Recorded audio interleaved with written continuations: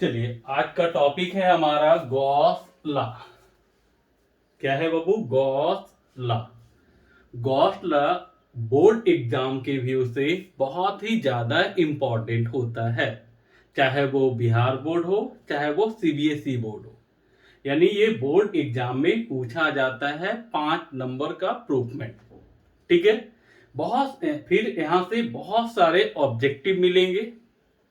बहुत सारे ऑब्जेक्टिव यहां से निकलता है, बहुत सारा ऑब्जेक्टिव निकलेगा, क्वेश्चन निकलेगा, जिससे कंपटीशन में भी पूछा जाता है।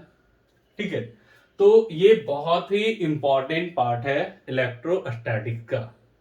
ठीक है। यानी यहां से हमारा बोर्ड एग्जाम और कंपटीशन एग्जाम दोनों में क्वेश्चन आता है। तो इसके देखते हैं गॉस लॉ आखिर है क्या।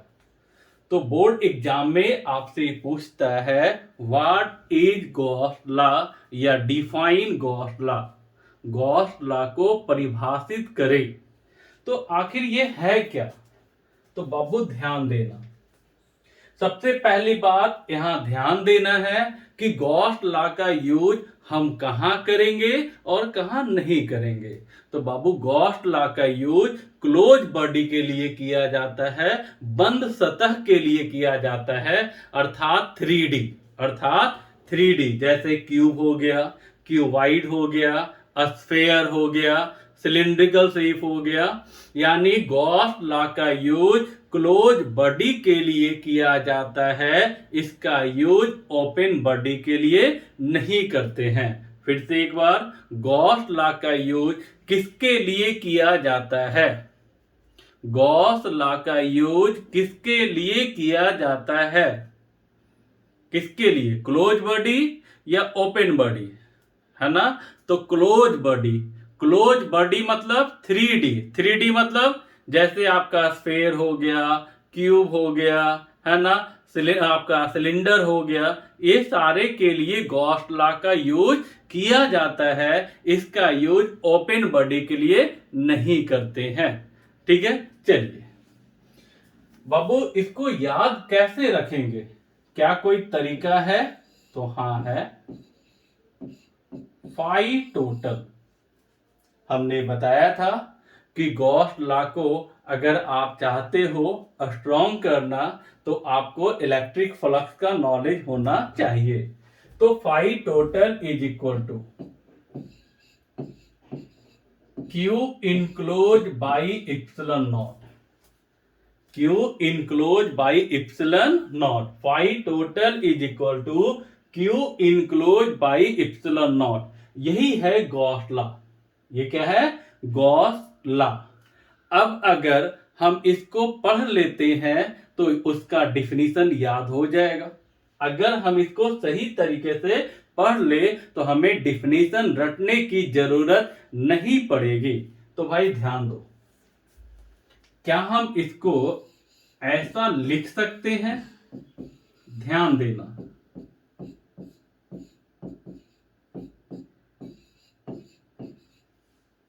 लिख सकते हैं ना, 1/ε0 इंटू क्यू इनक्लोज, है ना।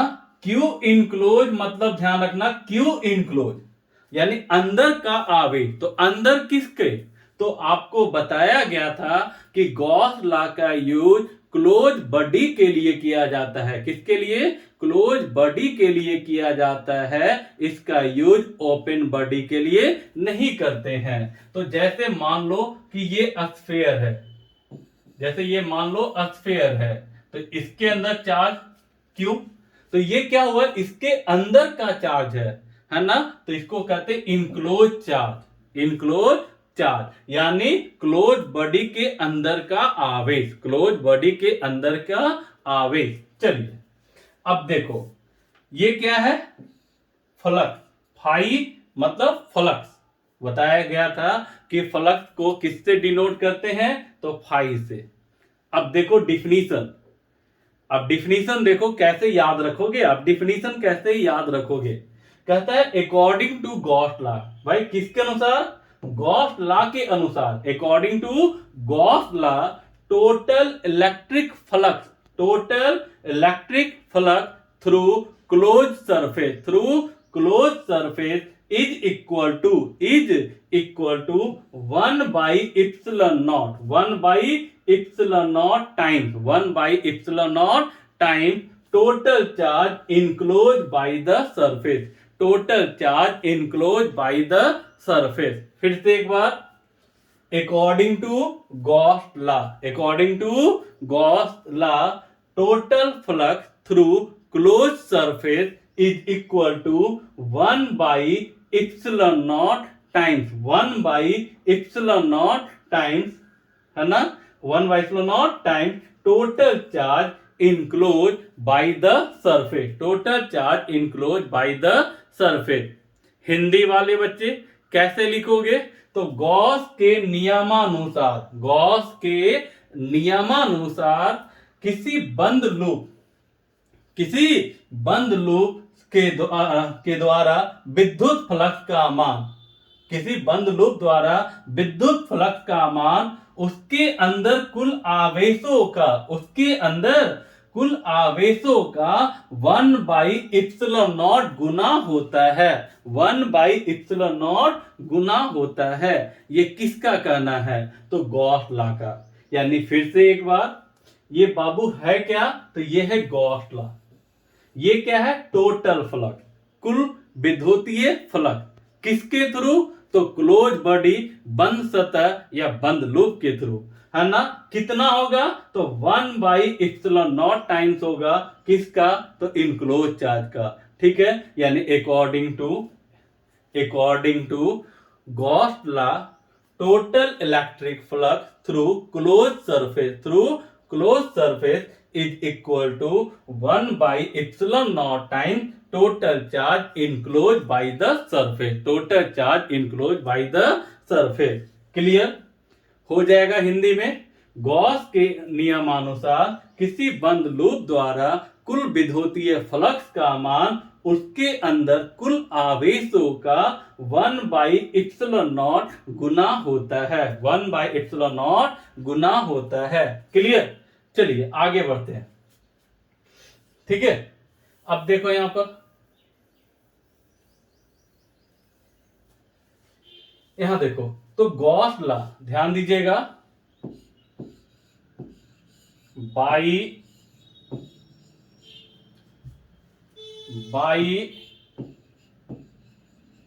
Gauss law phi total is equal to Q enclose by epsilon not. यही एक फॉर्मूला है ना। ये एक फॉर्मूला है। एक और फॉर्मूला है, मात्र 2 फॉर्मूला से इसका जितना भी टाइप का न्यूमेरिकल होता है आप बना सकते हो। ठीक है, एक फॉर्मूला देखो, फाई टोटल, तो टोटल फ्लक्स आप लोग पढ़े हो, E dot D A, electric flux, E dot D A. लेकिन आपको पता है ना कि गॉस लॉ में हम कौन से बॉडी का यूज करते हैं? Close body. तो बाबू यहां पे हम लोग जो लिखेंगे ये क्लोज बॉडी होगा, ये क्लोज बॉडी। ठीक है, यानी ये क्लोज बॉडी को दिखाता है। ठीक है, तो इंटीग्रेशन ऑफ क्लोज बॉडी किसका? Integration of E dot D A, और कितना? तो Q enclose by epsilon not, Q enclose by epsilon not. तो ये हो गया आपका टोटल फ्लक्स। तो मात्र ये 2 फॉर्मूला से इसका मैक्सिमम न्यूमेरिकल बन जाएगा, चाहे वो कंपटीशन का ही क्यों ना हो। चलिए, ये हो गया आपका गॉस लॉ। उम्मीद करते हैं कि गॉस लॉ क्लियर हो गया होगा। ठीक है, अब इसका प्रूफमेंट 5 नंबर में पूछा जाता है कि इसका प्रूफमेंट, ठीक है, इसको प्रूफ करना है कि ये गॉस लॉ को मैथमेटिकली प्रूफ करना है। यानी आपसे एग्जाम में क्वेश्चन पूछा जाता है कि what is Gauss law and proof it, यानी गॉस लॉ क्या है और उसे साबित करें। चलिए आगे बढ़ते हैं। देखो, आपको पता है ना कि गॉस लॉ का यूज क्लोज बॉडी के लिए किया जाता है, गॉस लॉ का यूज क्लोज बॉडी के लिए किया जाता है, उसका यूज ओपन बॉडी के लिए नहीं करते। तो ऐसा करो, कि मान लो कि कोई पॉइंट चार्ज Q है, वो किसी पॉइंट O पर है ना। तो यहां क्या बताओ, इसका लैंग्वेज क्या लिखोगे आप? इसका लैंग्वेज क्या लिखोगे कि आपने कोई चार्ज Q माना, कहां पे? तो पॉइंट O पर। कहां पे? तो पॉइंट O पर। क्या लिखोगे? Let a point charge Q, let a point charge Q at point O, at point O। Clear? माना कि कोई बिंदु आवेश Q है जो बिंदु O पर स्थित है। क्लियर? माना कि कोई बिंदु आवेश Q है जो बिंदु O पर स्थित है। क्लियर? और बताओ, आप जानते हो ना कि गॉस लॉ का यूज क्लोज बॉडी के लिए करते हैं। गॉस लॉ का यूज क्लोज बॉडी के लिए करते हैं। तो हम क्या करेंगे कि इसके चारों ओर एक क्लोज बॉडी बनाएंगे। क्लोज बॉडी कैसा हो सकता है? तो हमने बताया 3D, मतलब स्क्वायर, आपका सॉरी क्यूब हो सकता है, स्फीयर हो सकता है, सिलेंडर हो सकता है, कोन हो सकता है ना। तो यहां इसके चारों ओर हम क्लोज बॉडी ड्रा करेंगे, है ना, स्फेरिकल बॉडी। तो भाई अब क्या करोगे? इसके चारों ओर एक स्फीयर ड्रा करोगे, गॉसियन सरफेस। इसको हम लोग कहते हैं बाबू Gaussian surface.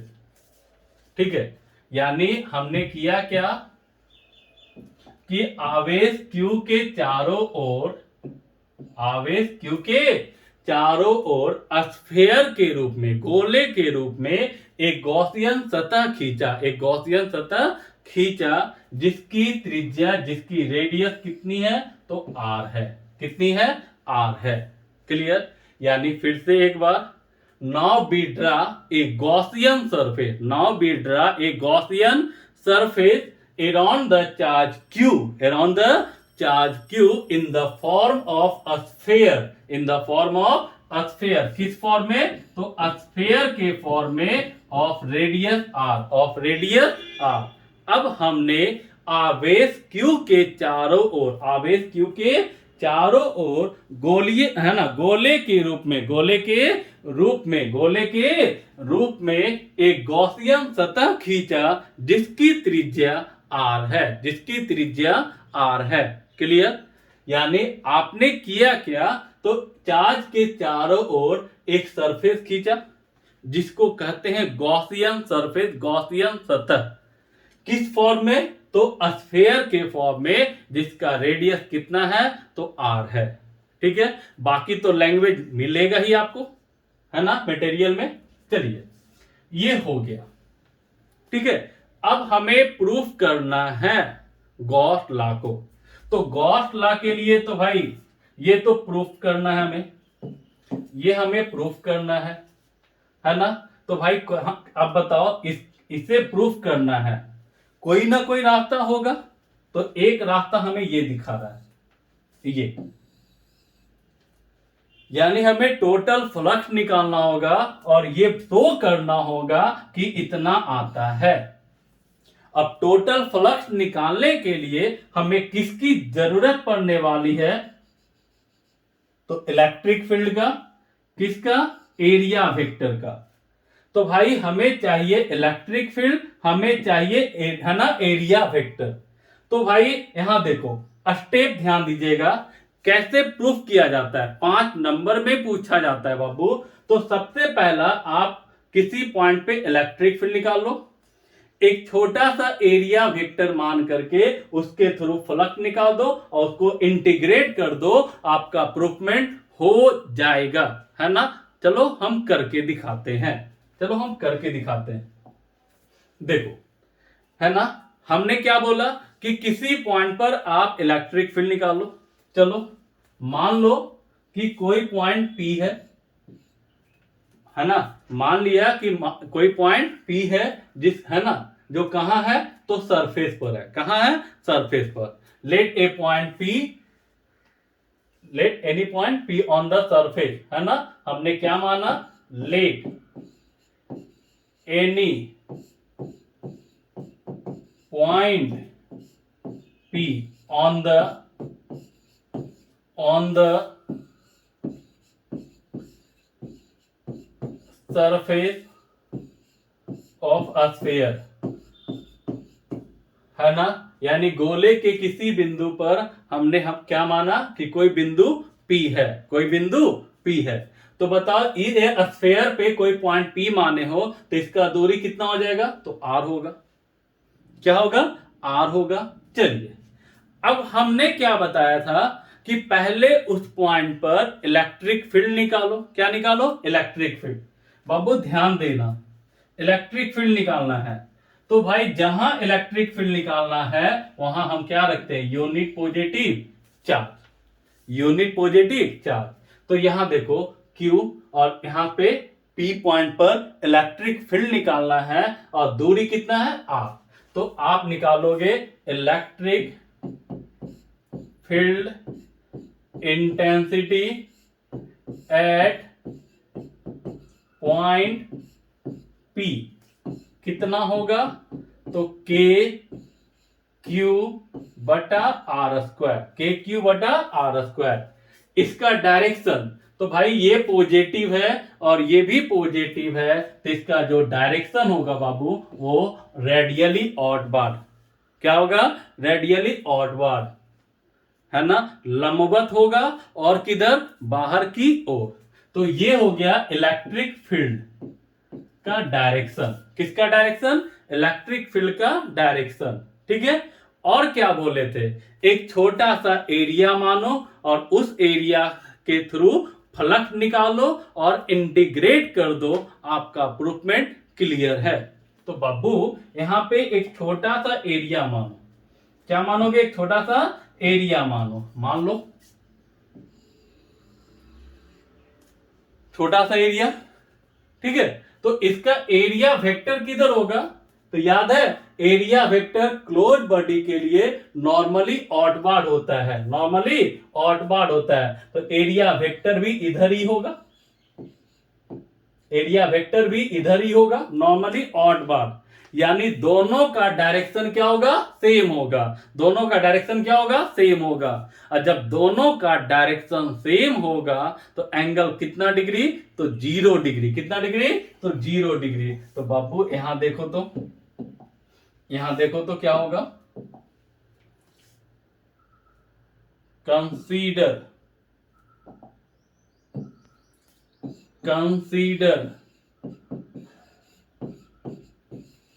a small area dA। माना कि एक छोटा सा एरिया कितना है, dA, है ना। तो चलिए, इलेक्ट्रिक फ्लक्स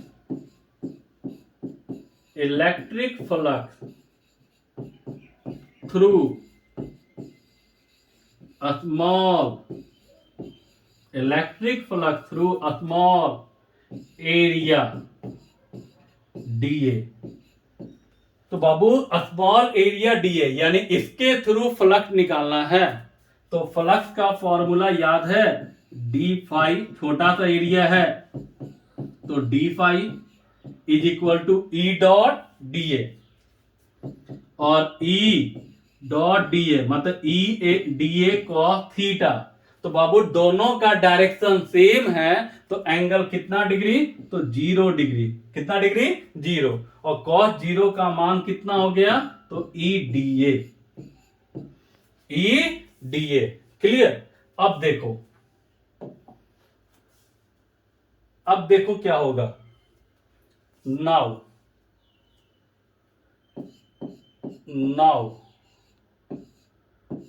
टोटल इलेक्ट्रिक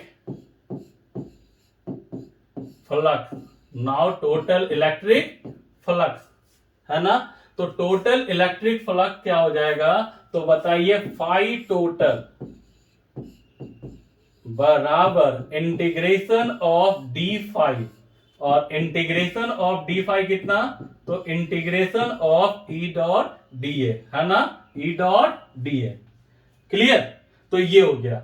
अब यहां देखो E जो होगा वो कांस्टेंट होगा। अब बोलोगे सर कैसे, कांस्टेंट कैसे होगा, तो देखो अगर आप पॉइंट को यहां मान लो तो ये दूरी r है ना, ये दूरी कितना है r, तो इलेक्ट्रिक फील्ड कितना के क्यू बटा आर स्क्वायर। यहां देखो, यहां मानो तो यहां पे दूरी कितना r, तो इलेक्ट्रिक फील्ड के क्यू बटा आर स्क्वायर। यहां मानोगे तब भी कितना के क्यू बटा आर स्क्वायर। यानी आप इस स्फीयर के किसी भी पॉइंट पर, इस स्फीयर के किसी भी पॉइंट पर आप इलेक्ट्रिक फील्ड निकालोगे तो वो होगा के क्यू बाई आर स्क्वायर। यानी सभी पॉइंट पर इलेक्ट्रिक फील्ड क्या होगा, सेम होगा। तो इसको क्या करोगे, तो E को बाहर कर दोगे, बचेगा डी ए।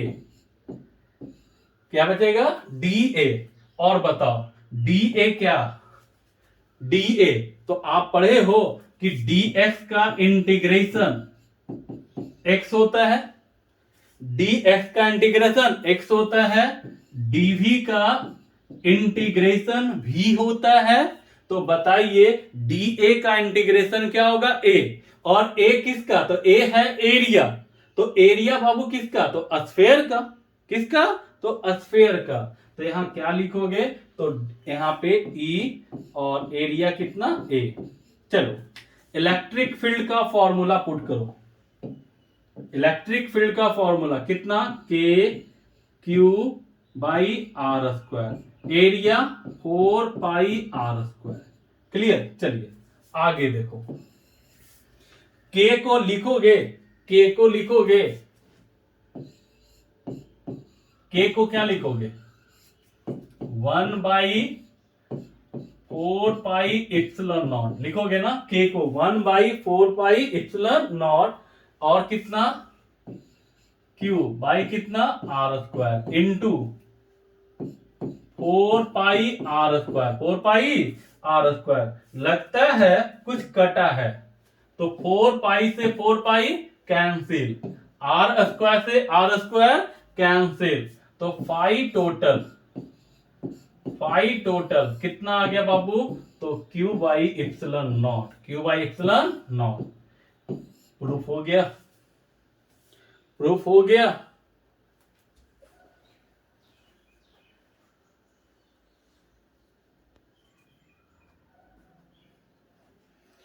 चलिए आगे देखिए,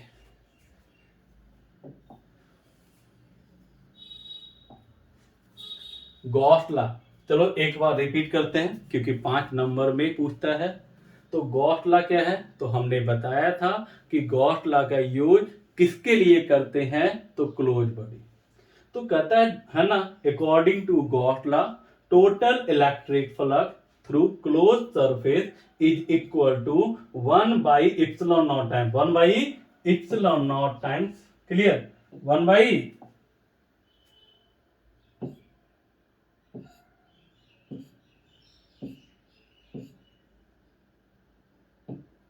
चलिए तो 1 by epsilon not times total charge enclose by the surface. यानी गॉस के नियमानुसार किसी बंद लूप द्वारा कुल विद्युतीय फ्लक्स का मान उसके अंदर कुल आवेशों का 1 बाई इप्सिलॉन नॉट गुना होता है ना। यहाँ पे 2 फॉर्मूला बताए, इससे ज्यादा आपको यूज नहीं होता है। चलिए आगे देखते हैं। देखो यहाँ पे क्या है कि अब इसका प्रूफमेंट करना है। क्या करना है, प्रूफमेंट करना है। तो प्रूफमेंट का जरिया यहां देखो, यही देखो कि आपको ये प्रूफ करना है, यानी टोटल फ्लक्स इतना होता है, ये प्रूफ करना है। ठीक है, आपने जो बॉडी माना है वो क्या है, स्फीयर है, कर्व्ड। और कर्व सरफेस के लिए हमने फॉर्मूला बताया था ई डॉट डी। तो ये प्रूफ करना है बाबू। तो पहले टोटल फ्लक्स निकालोगे और आप शो करोगे कि इतना होता है। ठीक है, तो हमने भी वही किया कि हमने इसको निकालना है। तो इसको निकालना है तो हमें किसकी जरूरत पड़ने वाली है, तो ई का और डीए का। तो हमने वही काम किया। देखो सबसे पहले एक चार्ज माने क्यू, कहां पे, तो पॉइंट ओ पर। हमने इसके चारों ओर एक गॉसियन सरफेस ड्रा किया जिसका रेडियस कितना है, आर है। और ये किस फॉर्म में है बाबू, स्फीयर के फॉर्म में। फिर क्या किया कि इस स्फीयर के किसी पॉइंट पी पर, है ना, पी माना, क्या माना, पी माना, वहां पर आप इलेक्ट्रिक फील्ड निकाले। इलेक्ट्रिक फील्ड कितना, के क्यू बटा आर स्क्वायर। इसका डायरेक्शन किधर, तो आउटवर्ड, ये पॉजिटिव, क्या किया, रिपेल। ठीक है, अब आपने एक छोटा सा क्षेत्रफल माना, अल्पांश क्षेत्रफल, जिसको हम लोग कहते हैं डी ए। तो भाई डी ए ये क्लोज बॉडी है, और क्लोज बॉडी का एरिया वेक्टर नॉर्मली आउटवर्ड होता है, मीन्स दोनों का डायरेक्शन क्या हुआ, सेम हुआ। और जब दोनों का डायरेक्शन सेम हुआ तो एंगल कितना, 0 डिग्री, कॉस 0 का मान कितना, 1, तो आपका आ गया ई डी ए। अब क्या किया आपने, तो उसको इंटीग्रेट किया, टोटल है ना, फ्लक्स निकालने के लिए, तो टोटल फ्लक्स तो इंटीग्रेट किया आपने। यहाँ ई को बाहर क्यों किया, क्योंकि यहाँ पे ई कांस्टेंट है। क्यों कांस्टेंट है हमने अभी बताया।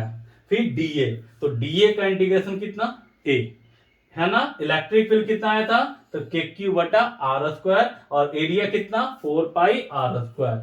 तो फाइव टोटल देखो, तो के का वैल्यू कितना, 1/4 पाई इप्सिलॉन नॉट क्यू बटा R square into 4 pi R square. 4 pi से 4 पाई कैंसिल, आर स्क्वायर से आर स्क्वायर कैंसिल, तो five total is equal to Q by epsilon naught. इसके साथ इसका प्रूफमेंट समाप्त होता है।